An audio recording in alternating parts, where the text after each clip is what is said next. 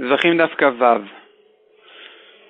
Une bête de Korban qui avait ses pieds en dehors de la Hazara. En dehors de la Hazara du Beth Amikdash se trouvaient les pieds de la bête. Est venu le Shochet, il a fait la Shrita.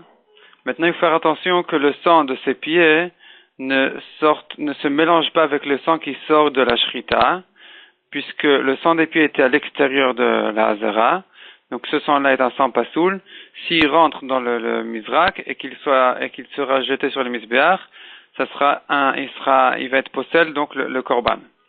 C'est pour ça que la solution est qu'après la Shrita, quelqu'un vienne et coupe les pieds sans casser les os de du pied de la béma, de la bête, de manière à ce qu'elle ne devienne pas Baalat Moum, qu'elle n'ait pas un défaut, puisqu'on a vu dans le DAF précédent qu'un défaut même entre la Shrita et la Kabbalah, c'est possel. Donc, même après la Shrita, il faut que la BMA soit sans défaut, tant qu'il n'a pas reçu le sang encore.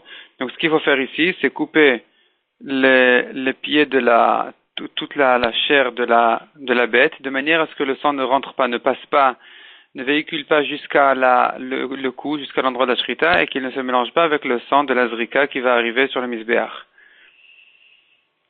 S'il a fait le contraire, il a d'abord reçu le sang et puis ensuite il a coupé les pieds, eh bien c'est pas sous la cause de ce mélange de sang des pieds qui était à l'extérieur. La Gemara demande, mais est-ce que on considère que le sang des membres de la bête est appelé du sang sur lequel on est chayav karet, celui qui va boire de ce sang-là, est-ce qu'il est chayav karet, ou bien ne considéré comme du sang que le sang d'amanefesh, le sang de la vie de la bête, mais pas le sang qui est dans les membres de la bête.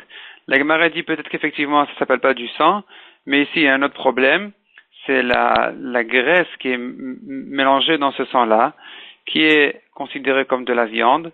Or, dans un cas de Kodesh Kodashim, il faut que cette graisse-là ne sorte pas de sa place, de la Zara. Donc ici aussi, si ce sang-là véhicule et rentre jusqu'au Mizrak et atterrit sur le Mizbeach, il aura un mélange de cette graisse-là qui est psoula, et c'est pourquoi il faut faire attention donc de couper les pieds de la bête avant même de recevoir le sang de la Shrita.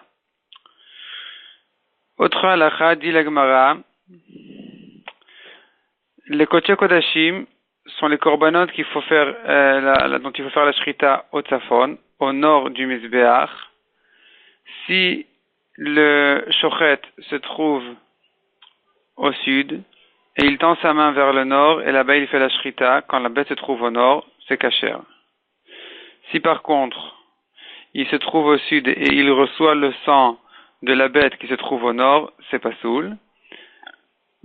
Mais s'il s'est penché de manière à ce que la majorité de son corps soit du côté nord, c'est kasher, rubo kechulo, la majorité est suffisante. Si la bête, après la shrita, elle est passée au sud, elle est revenue au nord, c'est kasher. Donc ça, c'est la halakha de Kodesh Kodashim. Par contre, les Kodashim Kalim, qui sont les korbanot dont on peut faire la shrita n'importe où dans la Hazara, donc il n'y a pas besoin de le faire d'avka au Tzafon, au nord. Par contre, ça doit être fait dans la Hazara et pas à l'extérieur de la Hazara. Si le shochet se trouve à l'extérieur et qu'il a fait la shrita ici aussi, ça va. À partir du moment où la bête est à l'intérieur, même si le shochet est à l'extérieur. Par contre, si il a reçu le sang alors qu'il se trouvait à l'extérieur de la Hazara, même si le sang de la bête est à l'intérieur, c'est pas soul, comme on l'a vu à propos des Kodesh Kodashim qui se trouvaient au nord et que le Kohen se trouvait au sud. Par contre, il y a ici une différence, c'est que si il était à l'extérieur et qu'il s'est penché de manière à ce que la majorité de son corps rentre dans la Hazara, ici par contre c'est pas soul. Contrairement au cas de Tzafon, où on a vu que s'il s'est penché que la majorité de son corps était au Tzafon, c'était kasher. Troisième sujet, nous avons ici une marloquette entre Avoid et Shmuel et Abaye. Donc Avoid et Shmuel, Rava complète ses paroles, contre Abaye. Avoid et Shmuel dit, bon d'abord avant de rentrer dans les détails de la marloquette, déjà il y a une première halakha que Avoid et Shmuel ont dit, si les pieds de la bête sont à l'extérieur de la Hazara, c'est pas bien, au moins les khatrila, il faut pas faire la shrita de cette manière-là. Maintenant, la question se pose dans un cas où il a pendu la bête n'était pas posée sur le sol de la Hazara, et il lui a fait la shrita en l'air. Donc ici, c'est pas soul. Il s'agit des Kodesh Kodashim qui doivent être faits sur le sol de la Hazara au nord du Mizbeach. Donc si la bête était en l'air et qu'il a fait la shrita en l'air, la shrita est psoula. Si par contre la personne qui a fait la shrita, il était suspendu, il a fait la shrita comme ça, en l'air, la shrita est kshera.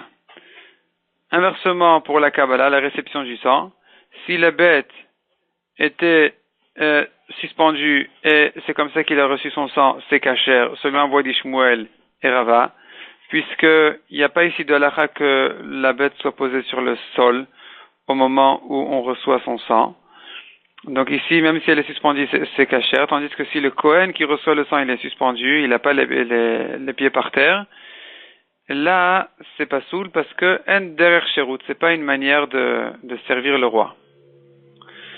Selon Abaye, avant Abaye déjà, Rava complète cette halakha en disant que dans les Kodashim Kalim, il n'y a pas de halakha spéciale qui dirait que il faut que la bête soit posée au moment de la shrita sur le sol de la Zara. Puisqu'ici, il n'y a pas de halakha qui dit que ça doit être fait sur le sol du nord de la Zara, il n'y a pas du tout de halakha que ce soit fait par terre. Donc même si la bête est suspendue au moment de la shrita, dans les Kodashim Kalim, c'est kasher. Vient Abaye et dit que nous avons un problème ici, un autre problème. Comment dire que si la réception était faite alors que la bête était suspendue, c'est kasher. Pourtant, il faut que ce soit fait au tzafon, au nord. Or, seul le sol de la Zara au nord du Mizbeach a un din de nord, est considéré comme le nord du Mizbeach. Mais l'air au-dessus du sol, donc même au nord, n'a pas un din tzafon. Donc, selon Abaye, des Kodesh Kodashim, dont le Kohen a reçu le sang alors que la bête était suspendue, eh bien, le korban est pasoul. Abaye dit autre chose aussi, que dans les Kodashim Kalim, même s'il a suspendu la bête, il a fait la shrita, ici c'est kasher. Dernière halakha que dit la Gemara à propos de ce sujet-là, si le Kohen se trouve à l'intérieur et ses cheveux ou sa barbe à l'extérieur de la Zara, il ne faut pas qu'il fasse la voda de telle manière, il faut qu'il rentre complètement dans la Zara. Quatrième sujet du Daf. Si le sang est arrivé sur le Mizbeach, mais pas à sa place, pas à l'endroit précis du Mizbeach, là où il faut faire la Zrika. La Mishnah dit que ce korban-là est pas soul, mais celui qui va manger de la viande de ce korban-là n'est pas chayav karet. La Mishnah ajoute encore un cas. D'ailleurs, si le sang a été fait à l'intérieur, donc on a fait la zrika d'âme à l'intérieur du Echal, alors qu'il fallait le faire à l'extérieur, donc sur le Mizbeach, ou inversement, Sosi Pasoul, et celui qui mangera de ce korban-là n'est pas chayav karet. La Gemara vient avec un grand chidouche et dit, n'est pas soul que la viande du korban, on ne peut pas la manger. Mais le korban lui-même est kasher, et les propriétaires ont eu leur kapara. Donc la Gemara explique que tout le Mizbeach est kasher pour la kapara de la personne, malgré que pour rendre la viande du korban kasher à être consommée, il faut que le sang arrive à sa place précise. Ensuite, la Gemara ajoute que nous avons dans le prochain Pérec une Mishnah qui ressemble à celle-là. On voit là-bas, si le Kohen a mis le sang, a jeté le sang sur le Mizbeach mais pas à sa place, il faut qu'un Kohen kasher revienne pour recevoir du sang et le remettre à sa place. De quoi il s'agit? Pourtant ici on a vu que, selon la Gemara, que le korban est quand même kasher, malgré que la viande est interdite, mais le korban est kasher, donc pourquoi reprendre du sang pour le rejeter sur le Mizbeach?